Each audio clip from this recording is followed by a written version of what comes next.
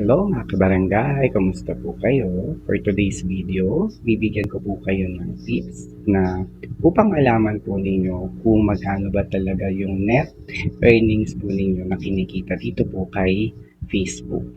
Yan. Pero bago po yan, syempre pa-like, pa-share, and pa-follow na rin po ng aking profile.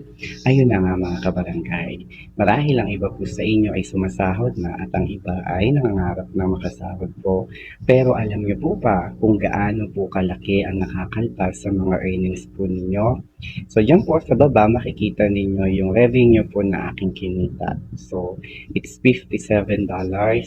Pero makikita rin po ninyo yung kinaltas po ni Google, gayon din po ni Apple, no? Sa hindi ko rin po malaman na dahilan, but all I know is sila po ang nagmamanipula kapag tayo po ay may mga star earnings dahil kay Google po tayo bumibili ng stars.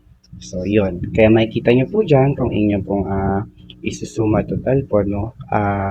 Halos 33% po ang nawawala sa inyo pong revenue at yan po yung magiging total po niya, yun po yung inyong net earnings.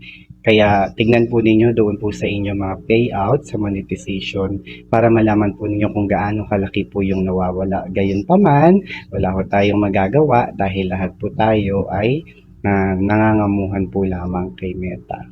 And beside, i-enjoy lang po natin ang pagre-reels, ang pagko-content. Always spread good vibes and positivity. God bless. Mahal ko kayo.